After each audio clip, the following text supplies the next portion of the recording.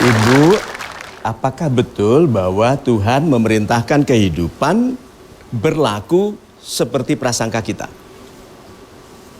Kalau prasangka kita kehidupan ini kejam, maka kehidupan ini seperti kejam. Apakah betul? Ya, ya.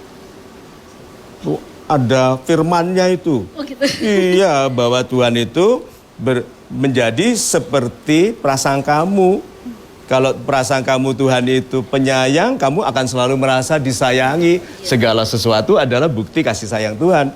Tapi kalau kita berprasangka bahwa Tuhan kejam, maka setiap bentakan sedikit orang tidak hanya ke kita, kita rasakan sebagai bentakan kepada kita. Nah, apakah ibu berprasangka baik kepada Tuhan? Baik. Nah, terus kenapa meragukan kemampuan Tuhan untuk memberikan cinta kepada ibu? Ya, jadi saya hanya menjawab bahwa pasrah kepada pemberian Tuhan yang Maha Kuasa, itu saja. Nanti dulu. Supaya tidak mencari-cari. Kalau mencari ketakut salah. Oh, nanti dulu. Oh, salah ya. Pasrah itu ilmunya orang hebat. Tidak ada orang lemah bisa pasrah. Pasrah itu setelah meninggikan pendidikan, menghebatkan niat, mengahlikan diri, hasilnya dipasrahkan kepada Tuhan. Itu pasrah. Nah, ibu kan sudah superwoman. Berpendidikan sangat tinggi, terbukti menghebatkan anak-anak. Karirnya sendiri bersih, cemerlang. Hayo, berarti sekarang laki-laki yang sedang disembunyikan itu di sini nih. Itu hebat sekali, ibu. Itu hebat sekali. Nah, mengenai mencari. Ibu kan ada dua dalam jodoh, yaitu mencari atau ditemukan. Ditemukan. Good. Kesombongan itu bahkan ada pada wajah-wajah yang ramah dan cantik. Itu bentuk kesombongan, Bu. Iya. Kalau laki-laki itu hebat, perjuangkan. Kirimkan 1 batalion. Kalau laki-laki itu berkualitas seperti juga sebaliknya. Itu sebabnya nasihatnya adalah jangan perjuangkan orang yang tidak memperjuangkanmu. Nah, berarti ibu itu ditemukan bukan dalam keadaan menunggu loh. Ditemukan itu dalam keadaan mencari loh. Karena mencari adalah bentuk fisik dari doa. Orang yang berdoa itu tidak kelihatan sampai fisiknya jalan. Ini bukti bahwa dia berdoa. Nah, bukti bahwa ibu berdoa itu mencari. Ditemukan adalah jawaban dari doa ibu. Sudah lihat bagaimana saya mengubah pendapat orang? Sekarang saya tanya, nah ibu apakah akan mencari atau ditemukan? Ya sudah mencari, Pak. Ya.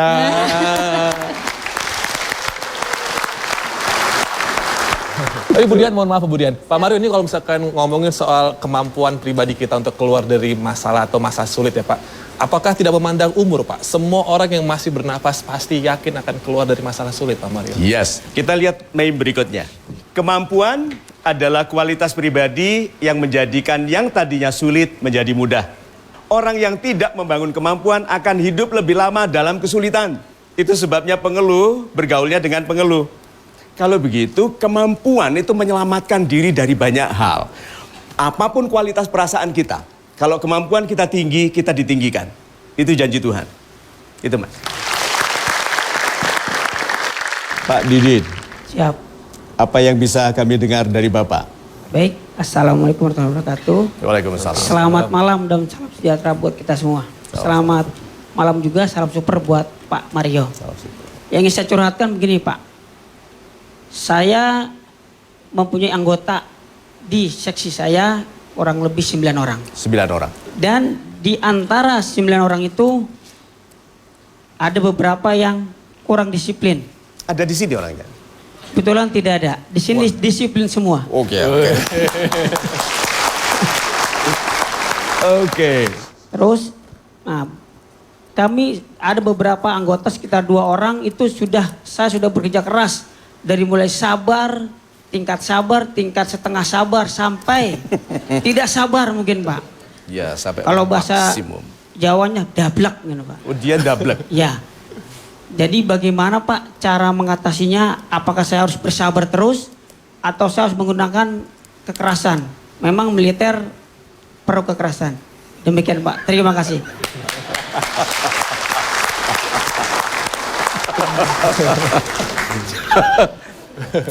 Bapak rencananya akan mampu memimpin dengan baik sekali berapa banyak anak buah? 9 orang.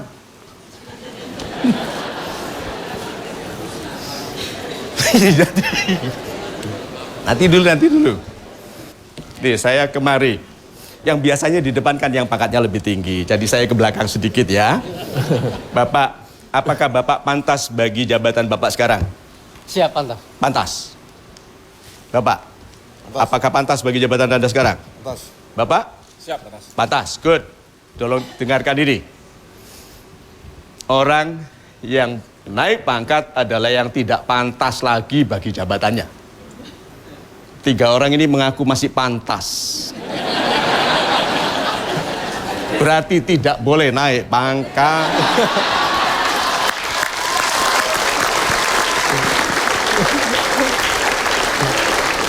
Nah, mau tahu tahapan berikutnya? Kalau saya datang mengerikan ya. Nah, nih, Bapak, apakah Bapak pantas bagi jabatan Bapak? Ini, Pantas. Bapak? Pantas. Masih pantas. Ibu? Masih pantas. Sudah tahu resikonya kalau masih pantas. Udah, good. Sekarang satu lagi saya tanya, mana yang lebih berani? Ini. Siap. Apakah Bapak pantas bagi jabatan yang sekarang? Siap, tidak. Tidak. Ah, tidak. Tuh Pak, dia bilang tidak. Tuh nggak boleh bilang begitu. Yang boleh bilang begitu itu ini. Tuh nggak bisa menang, Pak. Tidak. Ini loh, Pak. Tadi sih, mohon maaf tadi saya contohkan begitu, tapi kita itu dinilai dari kepantasan. Jangan kita yang bilang kita nggak pantas, buat orang lain yang melihat kita tidak pantas. Nah, ini saya tanya pribadi ke Bapak. Bapak sekarang punya anak buah 9, saya tanya ingin mampu memimpin berapa, masih 9. Kapan naiknya? Bapak ingin mampu memimpin berapa orang? 130. 130. Kenapa ada 30-nya? Karena rencana saya pindah satuan Bapak. Yang memindahkan Bapak atau Bapak pindah sendiri? Perintah dari atas Bapak. Oke, good. Nah, berarti kalau gitu ini bukan kemampuan, Pak. Itu perintah. Sekali lagi, Bapak ingin mampu memimpin berapa orang? 700 orang, satu Tuh. batalion. 700 orang. Siap.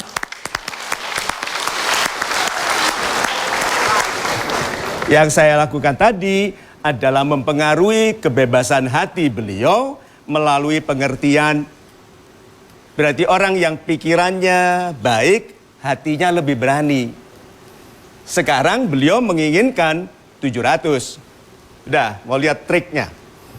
Bagaimana cara saya berpikir beberapa puluh langkah ke depan untuk kemudian bertanya ini.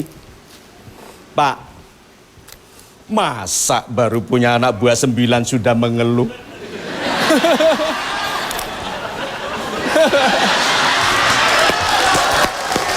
Nah lagi.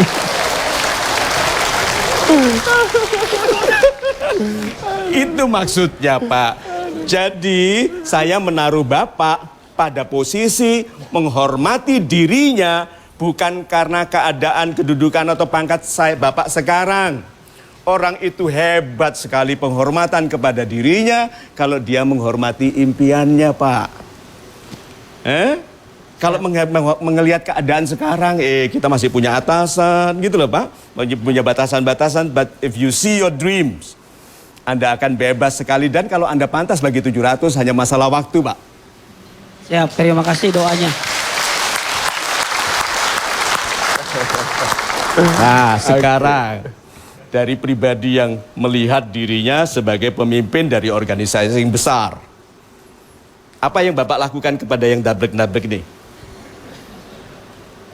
Membinanya Good. agar dia kembali ke jalan yang benar, disiplin.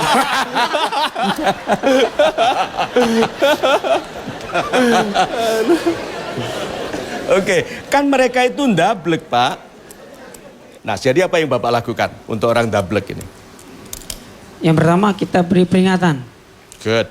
Peringatan dari segi ringan, berat dan sedang. Nah. Apabila masih Nanti dulu, dablek, urutannya kok ringan, berat sama sedang? Bukannya urutan itu biasanya ringan, sedang, sama berat? ya betul. Ya, oke. Ringan, sedang, berat. Oke. Salah Pak.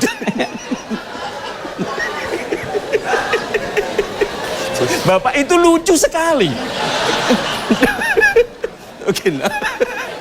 Ya, karena Pak, Anda merasa bisa tertawa melihat Pak Didi di sini, tapi di atas panggung Pak, dengan lampu sebanyak ini, dengan kamera 5, mengarah itu pantas loh kalau nervous Pak. Ya. Iya Pak ya? Iya Pak. Iya, Siap. terasa sekali. Padahal ini komandan dari 17 orang loh.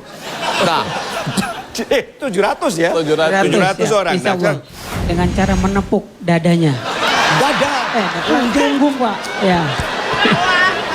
Bukan Pak. Dan bertangan berbulu. Bertahan berbulu.